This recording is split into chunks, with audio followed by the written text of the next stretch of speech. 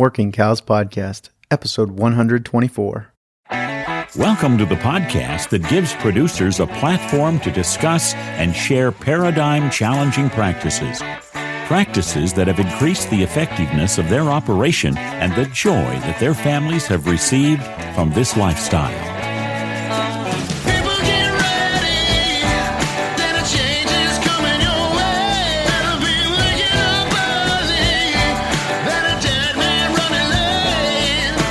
Howdy, everybody. It's Clay Connery, host of the Working Cows Podcast, powered by the Global Ag Network, and I'm really excited to dive into this episode today. But first, I wanted to encourage you to stick around after the episode. Got something I'd like to share with you.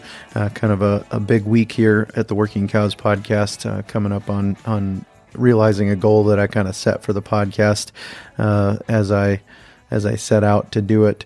Kind of one of those things that was way off in the distance that I couldn't have imagined happening, and we're going to talk about that after this episode. We're going to talk today about grazing, irrigated cover crops, irrigated circles, pivot irrigation, and some of the things that this individual, Chuck Cosgrove, was able to accomplish with that in terms of profit, in terms of improvement of land with cattle, in terms of seeing really all of these paradigms that we've been talking about for the past 2.5 years come together. So, Chuck, thanks for joining me today on the Working Cows Podcast. Glad to be here, Clay. I would like to hear a little bit about how you got started grazing under a pivot and kind of what brought you to that point and how you had continued to develop that practice throughout your time. Sure. Like most of us, I'd rather be in a saddle. I'd love to be an owner of a massive ranch and spend all my days working cattle from a horse. But having said that, with my background in helping some ranchers do some financial assessments way back in the day, I realized that probably the most efficient way to raise cattle would be under irrigation. And as so many things are, that just by fluke, I was driving into one of my clients' places one day, and I looked and I saw a bunch of cattle just kind of roaming free under a pivot, and drove right up to the house and told Neil, "Hey, you got cattle on a pivot?" And he said, "Uh-huh." And I went, but Neil, they're on a pivot. And he said, "Uh-huh." And that was the start of a paradigm shift for me. He and that family had a big outfit, and they kind of turned them loose on there, a little different than what we're doing. But it was that concept that made me think there's something here. So over the years, I read a lot of Stock and Grass Farmer and read as many other things as I could find, and concluded that running cattle under a pivot in a management intensive system was probably the best thing I could do to make some money. So we got down here to central Utah a few years ago and happened to find a place that had some pivots for lease. And just about that time, Bert Teichert, who's a friend of mine, was kind enough to drag me and 3 other guys up to North and South Dakota and Eastern Montana for a week or so. And we toured around and saw a bunch of places, including Gabe Brown's and Ray Bannister's and some other folks who were kind enough to visit with us. And that turned my head around to the second paradigm shift, and that was using cover crops. I felt like that was a really big deal.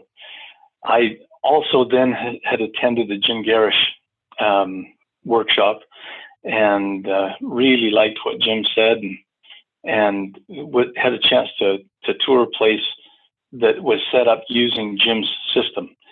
And I liked that and thought, boy, I'd love to be able to do that. But the owner of the place I was leasing didn't want to put in the water lines, and I wasn't sure about the place in general. So I looked around for another option. And, you see all over the place, pivot grazing talks about the flexible fencing that, you can roll over, and gates for the pivots, for the wheels, and all that kind of stuff. And I understood that, but it troubled me because any of that kind of stuff meant that my ability to farm it was going to be a little bit limited. And given the situation here in central Utah, in the West Desert is what they call it, with basically zero organic matter, I knew that I needed to use the cover crops to improve the soils. So I looked really hard for alternative ways to build this in, including, dragging water lines behind the fence, behind the pivot, which just made a big, soggy, pugged up mess. And I just couldn't think of anything until one day I found the Gallagher tumble wheels. And Clay, that whole system is really, it's really 3 or 4 paradigm shifts, all aggregated together. And it was that drove us into doing it this way. Yeah, it sounds very interesting, and I opened this up to some questions from my private Facebook group and got quite a big response and lots of interest in different things like that. So really looking forward to diving into this with you. And I guess the first question on the list, and I think the first one that we should probably deal with, is what is the fencing strategy that you're using for the pivots and the intensive grazing? How was that laid out in your operation? Well, I hope I can explain it well. I'm sure you'll put a link to our website. I should emphasize we're not selling any of the equipment or anything like that, Clay. This is not a money-making venture, this conversation. But here's what we figured out.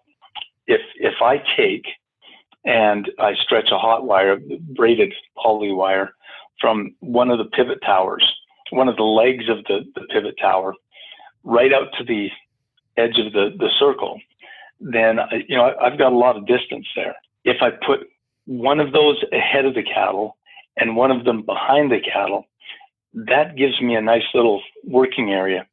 The concept that I wanted to really emphasize for us was twofold. First, making sure that we had fresh forage essentially constantly, with an emphasis on the afternoons when we had the best bricks. But then the second part of that was keeping the cattle off of the forage once they grazed it. So we wanted what amounted to a flexible pie. And the problem with all that was that huge span. And I should get a commission from Gallagher on this, but if folks look up tumble wheels on the Gallagher website, and I don't know of anybody else who does it, we put, I think it was 8 tumble wheels between the external edge of the pivot and the pivot tower itself. And that was really all we needed. Now, at the far edge, we built this little cart that had an upright that was about the same height as the center of the pivot wheel, of the tumble wheels. And that meant that we could take our reel, just a regular old hot wire reel, and we could lift it when we were ready to move. I could lift it off that cart. It just had a little hook there, and I could walk that wheel forward. Walk that fence line forward. So I could move 5 times a day, which is what we typically did. And it took me about 10 minutes. That was it. That meant that basically constantly through the day, those cattle were in fresh forage and able to basically keep as full as they wanted, and just had it was a really relaxing life form. I think we've even got a video on our website of a quick little snippet of a move. So it took very little time. As we moved that forward, we would leave the back fence still in the same place, which gave us a kind of a loafing area, and that was very comfortable for the cattle and kept them really fresh. And the other part of that is, as we moved, they weren't pushing to go down below basically the top layer of the forage. So we consumed a lot less forage than I thought we would, and that was a big part of the process.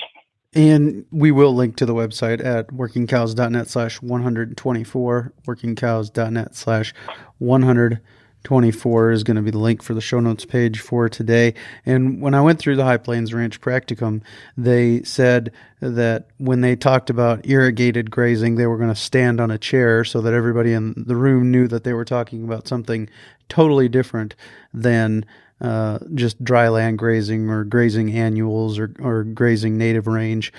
So kind of what were some of the differences in grazing this way? And you mentioned taking advantage of high bricks numbers in the forages themselves. What were some of the advantages? What were some of the challenges? How did you maximize the advantage and mitigate the challenge? Good questions. Let me start off with the challenges first. The first challenge, I think this is probably accurate for all areas where you're grazing with using a hot wire as your primary fence. That's getting the cattle, accustomed to that. The first year we had cattle come in and they just ran through all the fences. I mean, it didn't matter how hot they were. So the next year once we got through that big mess, we gave them a bit of an acclimatization, both in the corral, doing things that, Steve Kenyon is where I got that idea, where you put the fence offset inside and then you hang a few pop cans from there and zap a few noses, and that got them straightened out pretty quickly. Mm-hmm. But then we moved them to an area that was not concentrated and gave them a few days to get accustomed to a hot wire where there was no pressure. Then we were able to move them onto the pivots. So that was the first one, but was fairly easily managed. The one I found, we had 3 pivots, and they were kind of in a north-south line. So we set it up so that we would seed sequentially. We didn't want everything to mature at the same time. So we would go up the west side and then down and around and make a loop down to the east side and then back and around. So it gave us, depending on the number of cattle and the temperature, all those factors, it gave us between 24 and 40 days of rest after a grazing event. The thing about that I found most challenging was getting my mind wrapped around the water. I needed to make sure that I had water on the forage prior to the cattle, recent enough that I wasn't getting any drying or having any kind of stress on the forage, but far enough out so that I wasn't pugging that pasture. That took a little bit of getting my head around to do that. It was a lot easier once we had a really nice thick canopy. Even here where it gets to, June to July, you're looking at 100 degrees. I found that I had a lot more elasticity or flexibility in that. If I kept the ground good and well watered, then I didn't have to worry about it as much. But I'd say that was a big challenge for us. So really, those were the 2 that I found the most difficult. One that I worried about was moving the cattle from pivot to pivot and around. But honestly, it just really wasn't a big deal. They just kind of followed that fence.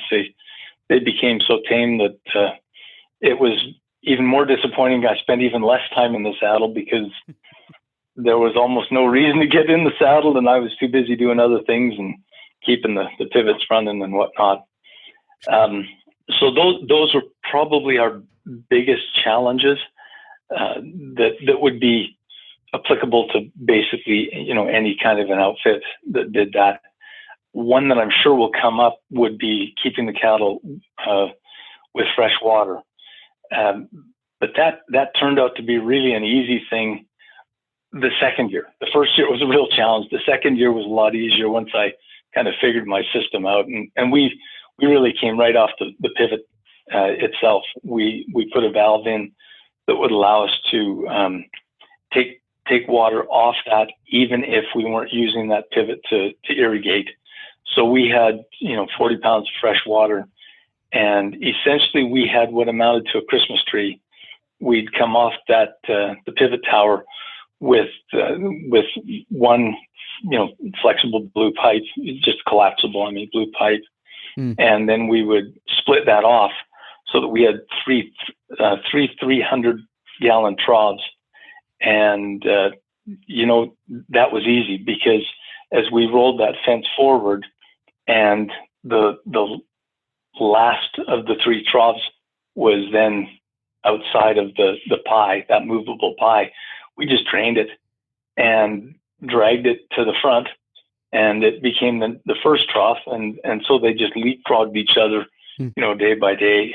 So the great part of this, and one of the reasons that people have not done that is because of the damage that we've all felt would happen right there, close to the pivot tower. Sure. We didn't find that. And the reason is because we moved fairly quickly. And so there was very little damage.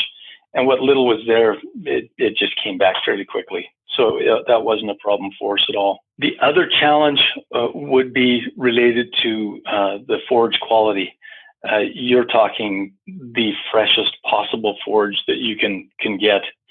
And I should say, with great respect for Gabe and everybody else, and we can address this maybe later in detail, we did not allow most of our forage to get fully mature, which I recognize reduces the potential impact of having a cover crop cocktail. We made some decisions to do that, and I'll get into that a little more in detail. But because we had stuff that was, kind of 3 to 4 feet tall, we had such great leaf coverage, and our ADF was probably 20% at the most. So these cattle would get just a little loose. In other words, you don't want to stand anywhere close to their back end because you might get wet. So what we would do is we would put a bale of straw or some hay in there, and they would just pick at that as they needed. Just leave it free choice out near the edge of the circle, so that cattle could come and consume that to kind of keep things a little more balanced. And that seemed to make a difference. We didn't find a lot of sore stomachs, very little acidosis, near as I could tell, but I'm sure there was some, and we mitigated that a little with that. Now, on the other hand, the benefits, Clay, were amazing. Couple of things that really surprised us.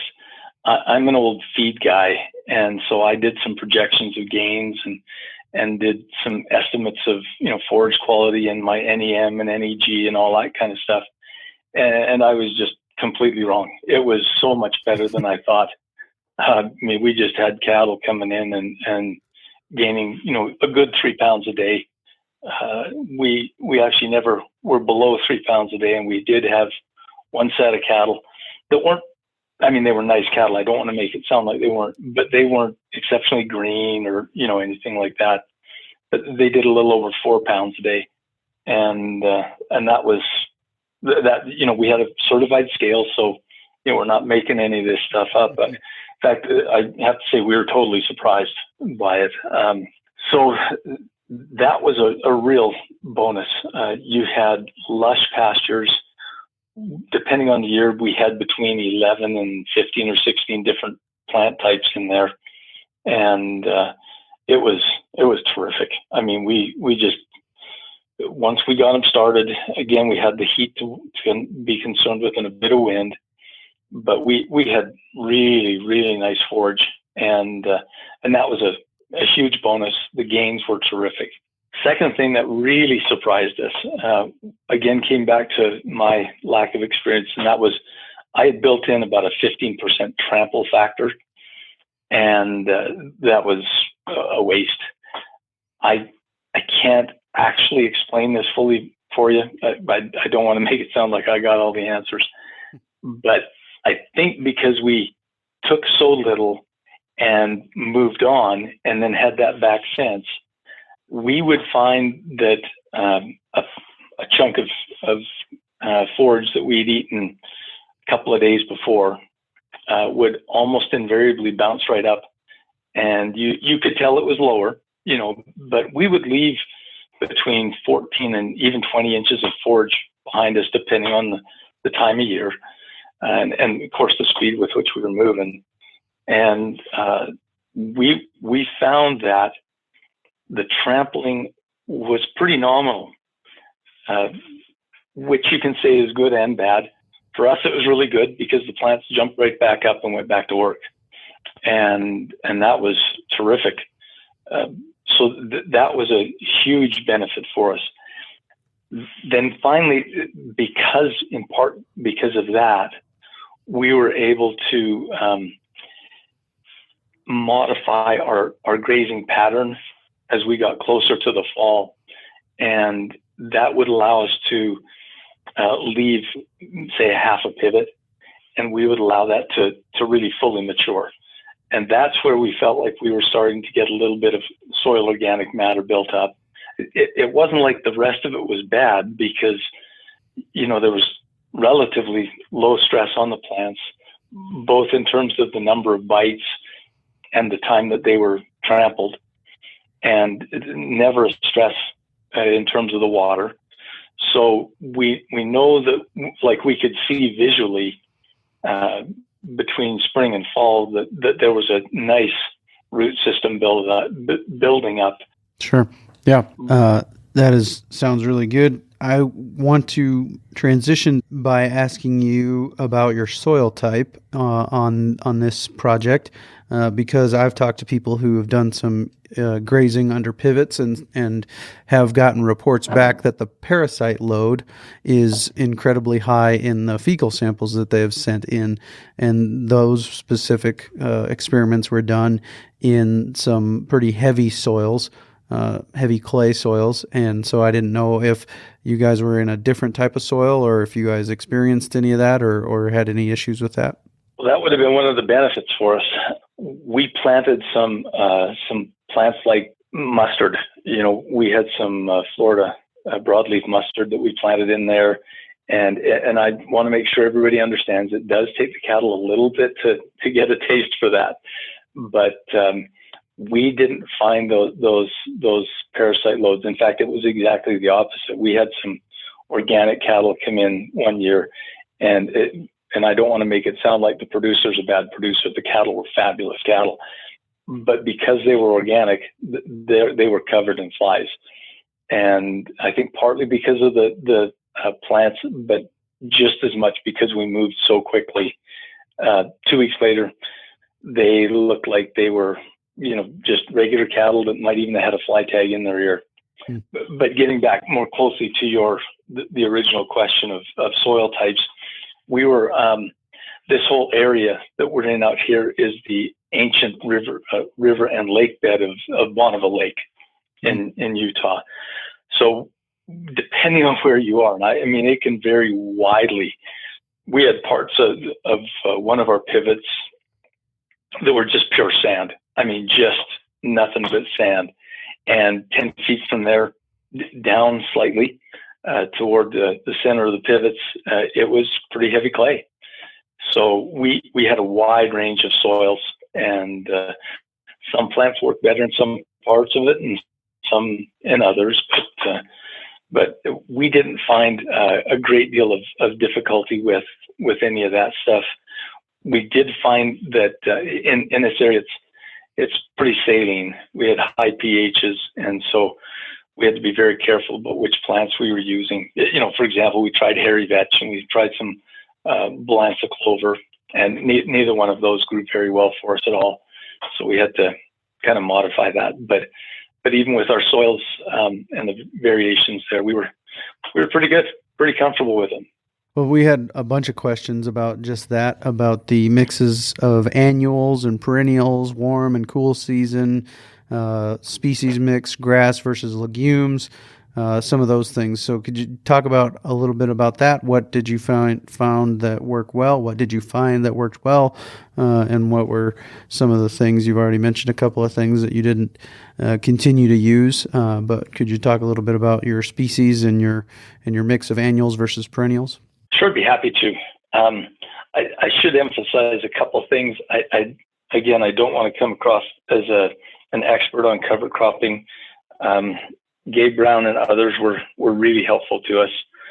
We did work some with a company out in Nebraska that was helpful. We did, again, and we're a little unique because our pHs were, I mean, on our home place, we're up 8.2, 8.3. Out there at the lease place, we were about 8.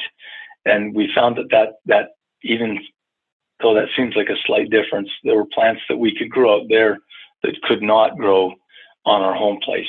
So because of some of that stuff, we tried to give ourselves a little bit of a base of some annuals. And we did little barley, we did some triticale, some fall wheat, and then we also added into that. So really, Clay, we had two seedings per year. We'd have something that might start in the fall or early in the spring. And by that here, I mean like late February, early March. And that's going to be our cool season. So we would do that kind of stuff. We would try to put some legumes in there too. You know, we'd use some winter peas. We did every year. We included some fall rye because that worked pretty well for us. We tried some sun hemp. We had some cowpeas. Let's see. I think we put some plantains in there, and it varied every year. We tried some Sicer milk vetch, but the peas, we did some. That actually is probably most of it. Now, having said that, our plan was to transition and get some more perennial stuff in there. So we put some sandfoin in there. We put some trefoil in, and started moving to that as we could afford to do so. Then our mixes changed. Again, spring, fall. I've mentioned some of the cereals for our summer, like warm season kind of stuff, which was planted usually after one or more grazings in May, when we had it not eaten down deeply, because we just didn't do that. But when we had it eaten down a little bit, we'd go in and no-till in some pearl millet. We really liked the BMR corn. Cattle liked that and did well. We actually put a little crabgrass in there just as a test, and it didn't really do very well for us. And then we also used some foxtail millet in there, and then some sorghum sudan. And so that was our summer kind of mix. And there were, let's see, 2, 4, 6, 8. There were 11 plants in that mix. The plantains didn't do super well for us, but lots of the others did. And I really want to emphasize that some of these plants that we put in didn't grow for us. We wouldn't put heavy applications of them in there if we were testing them. Just gives us something to kind of look at and see what happens and what might work for us. And then we would call around and talk to people, whether they be growers or distributors or folks that are much more comfortable with cover crops than us. We relied heavily on their kind of input and feedback. Couple of things that worked for us really well. A couple of surprises. We did the impact forage collards and some turnips. We tried apple turnips and purple tops, and those things were really nice for us. The collards were surprising. Again, we didn't eat them to death, but they came back and they stayed green, well, really through the whole winter, 2 years in a row. And then the other surprise for us was how well and how quasi-perennial some of our cereals were. We had barley that was there. We planted it in year 1, and it was still there in year 3. And I think the main reason for that is it never was allowed to mature on. It happened where it continued. It was in a quarter of one of the pivots that we never did allow to get mature. So it just kept coming, just really, really well. Couple of things that we really wanted to try were the Lana Woolly Pod Vetch and a couple of medics and some other species of soybeans, or some other varieties rather of soybeans that we didn't get to try. I've got a couple of questions kind of along the same lines of what are the best forage blends to justify the cost of irrigation? Were there some that perform better economically for you, not just from a pound of gain per pound of seed, so to speak, or something like that, but were there some that perform better economically for you? Yeah, love the millets. I was very surprised. I can't tell you whether it was the Apache Pearl millet or the White Wonder Foxtail millet that did the best. Both of them seemed to do very well for us. The cattle gained very, very well. They sprang back just amazingly quickly. And then finally, they stayed.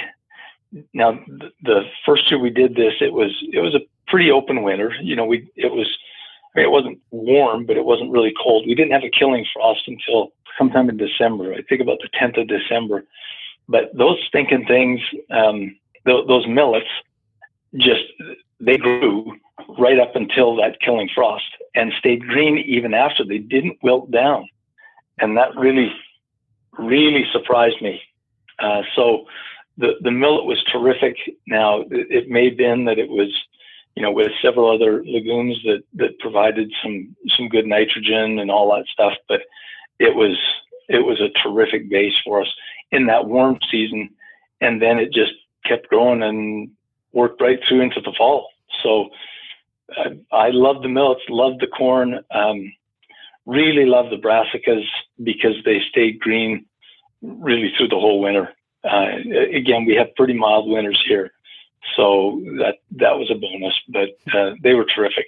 And what was your cost per pound of gain, if you got any numbers on that, and the stocking rates that you were working with in this? And I guess we've kind of left out completely the class of cattle. I thought about it earlier, but I didn't ask it. The class of cattle that you were grazing as well. So, well, we had several different classes of cattle through this whole experience. We had everything from we wintered a lot of cows, so we would try and leave as much, on the stump as we could, and then bring some cows in through the winter and give them more of the run of the place, so to speak, and just keep it pretty low intensity. And but we also had some heifers come in. Some bred heifers came in the fall one year, and they'd been on range. They were very healthy, really nice shape, nice heifers. Not green. They were in great shape, and they gained a little over 3 pounds a day.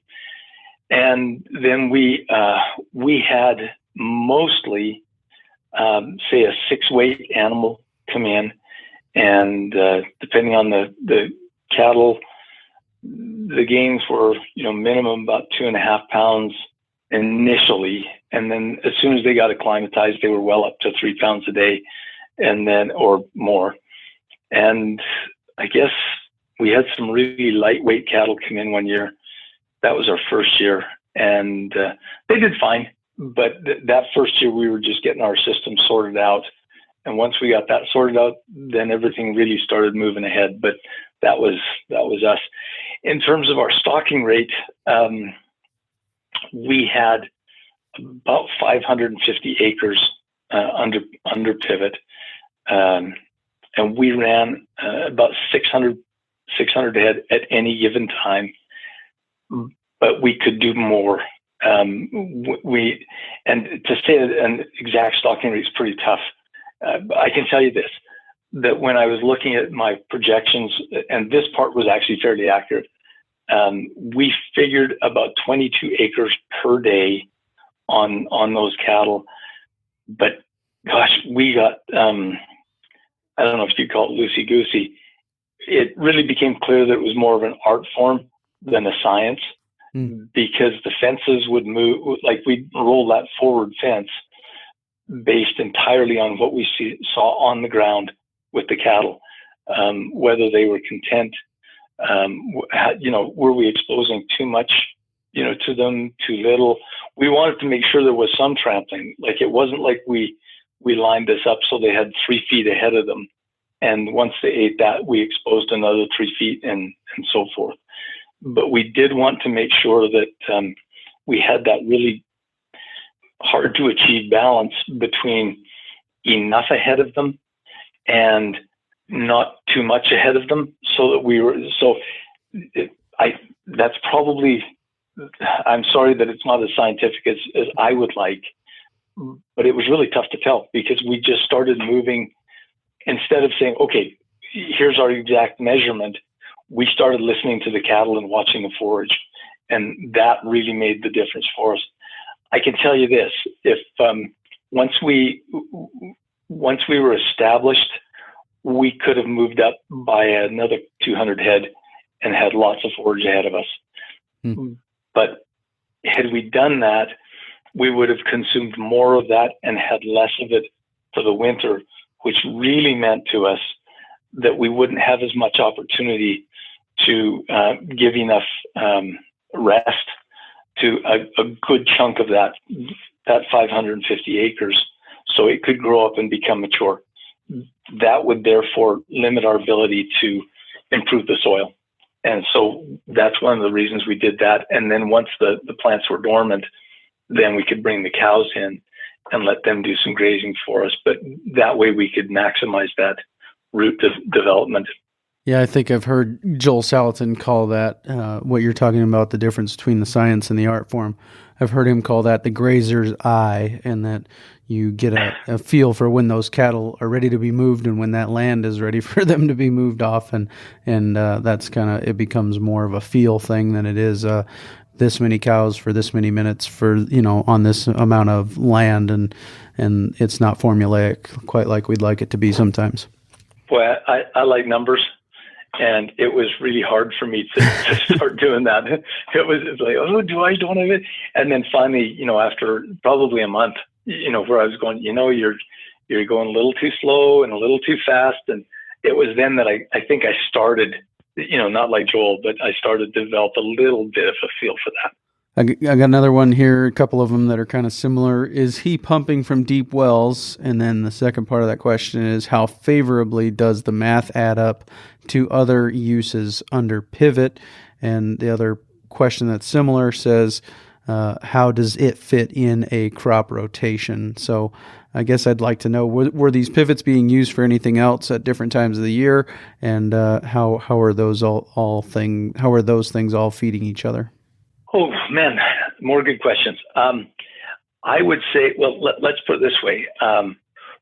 If you figured, I calculate today that my seeding costs are going to be in and around that $33 an acre. Okay, now that's direct for seed. And then if you consider, and I just calculate this based on lease rates, if you figure that you've got a seeding cost of about $20 an acre for, tractor and whatnot, there you go. You've got about $50 per acre. But if I've got, let's say, 600 head and I'm putting 3 pounds a day on those cattle, then I'm generating far more than my costs. So let's say I've got 600 head. I'm doing these calculations, and I've got 150 days equals that times that times that. I'm getting 270,000. So Clay, that's, if you look at feeder cattle prices, and let's just say it's $1, just to be even and easy, over the course of a 5-month grazing period with 600 head, you're generating something like $270,000 worth of revenue. And so if I've got my 500 acres, I've got this more precise, but this will work for us. Let's go $50 an acre. You're looking at times that, and that's $25,000 times 2 because I was seeding twice a year. So you got $50,000 of direct costs without anything for fertilizer. So folks can calculate that in for their area. And then I assumed that I was going to have about $100 per acre for whether it's pumping costs. Let's just call it that. So you've got that times that. There you go. There's another. I spent about about $65,000 on power, and then some miscellaneous costs and all that stuff. This is profitable. There's no question that this is profitable. You can make really good money at this. I'm not a farmer. I'm a grazier. So I don't really worry about it in terms of a crop rotation. My crop rotation would be simply transitioning into a more diverse, permanent pasture over the course of several years using this system. But honestly, even if I have to seed twice a year, I'm still doing fine. Sounds real good. How much forage production per acre were you expecting during this project? I budgeted for about 5.5 to 6 pounds, 6 tons to the acre. Sorry. Mm-hmm. I got more than that. I was going to say, was that accurate, or did you exceed that? We exceeded that. Sure. Yeah, we would have been closer to 7 ton. Yep. What about your animal days per acre? I know we talked about stocking rates. Animal days per acre under the pivot. If we had 600 head times 30 days, let's go 30 there, and 5.5 months equals 600 times that. We got about 99,000 animal days per animal days on the whole place equals that divided by 550, 180 days per acre, plus the winter grazing for usually, we only had cows out there 2 winters, but we had cows out there for 3.5 to 4 months, 200 head on the same country too. So we did, we certainly took all the forage off through the winter, but we didn't have it nubbed down to the dirt. Lots of it came back in the spring. Any supplementation in this project? Nothing. We did for the cows in the winter. There was some on the last month. We had some higher quality forage that we brought in for them, but for the summer stuff that started May the 1st-ish and ended end of October, the only thing we had out there was salt. And to be really honest with you, they didn't need any of it. I mean, we'd have a block that would follow them around, and 600 head might go through a block a week. But part of that is us. That's not something that most people should expect, because we just weren't able to. Like, we even had some fairly, I don't know about sophisticated, but some custom mixes that we put together based on forage samples. Because that's what I did for years. And I started formulating and feeding, selling feed and feed consulting. And so I put together some mineral, not just salt, but some mineral mixes for the cattle based on the forage samples that we took. And they hardly ate any of that. I mean, it was very nominal, but we have that high salt in this area, and those mixes had very little salt, but they still didn't eat much. And to be honest with you, Clay, they hardly drank any water. Sure. I mean, yep. You would think that we'd need a lot more than that. Part of it was that we had a lot of water flowing, so those troughs could never get empty. But even then, we hardly used any because the forage was so full of water. Right. Yeah. So I think that was one of the things that you had emailed me about too, is that I'd mentioned the advantages of hard versus washy grass, and you said that you were kind of had something to say about that. And I've talked to people who talk about the fact that in Louisiana they don't really grow grass; they grow tall water. And so I I don't know if you have anything you wanted to say about that here as we kind of move towards wrapping up. I do have one more question that I want to make sure we cover, but did you have something to say regarding those types of grass, or the different what we would say qualities of grass, I guess? Sure. I grew up and spent several years working the feed consulting end of things in southern Alberta and Montana. And on the extreme west, my clients were right up against the mountains. Great grass. I mean, you'd walk out there, and boy, middle of May, it was hip tall, and man, it looked fabulous. And the cattle did okay. And I tested lots of grass all over that country on the west end. And then I had occasion to go out to Havre, Montana, a little north of Havre. And I'd not been out there much, and drove out into a pasture, and the grass was about 2 inches tall. At least it seemed like it to me. And it was thin. I could see dirt. I mean, it looked tough. And I went, oh, there were no cattle around. And the guy sent me out and said, take some samples out here. And so I did, and thought, man, this guy's probably got poor cattle. They're all going to die, da-da-da-da-da. And this was within a few days of having been, on the west end of my area. And I got the 2 sets of samples back basically the same day. And that stuff on the west, which we have all called washy grass, I mean, sure, there was some protein in it, but it was essentially tall green straw. Whereas that short grass prairie was in that 12 to 14% range. And they call that hard grass for good reason. And those calves, I saw them, and we compared weights. And I was amazed at how well they did and how fat the cows were. And I followed that rancher and ranches in that area for years. And it was very consistent. It might look tough out there, but those cows are going to do just fine. Thank you very much. But don't try and take some of those washy cows out there. Yeah. Sorry, don't take them the other way, because it just didn't work. Right. You take those cows from that hard grass country and stick them on that soft grass, and they kind of fell away. So the last one that I have here from the group is, have you grazed alfalfa, or have you learned any tricks for grazing on hot forages? Yes. The first one would be to make sure that there's something, with a little bit of roughage out there that's available, free choice for them. That's pretty key from my experience. I haven't grazed a whole lot of alfalfa, but I have a good buddy who did. And Don had a rule, and that was, his was not irrigated, but he was in a high rainfall area. And so, it was virtually irrigated. So Don would go out, he'd pen the cattle every night, and before he turned them out in the morning, he would go out into the field and he would pluck a couple of leaves. Now, this sounds goofy, but it works. And he would put them between his thumb and his forefinger and roll them. And he said, I would roll them just like I was rolling a cigarette paper.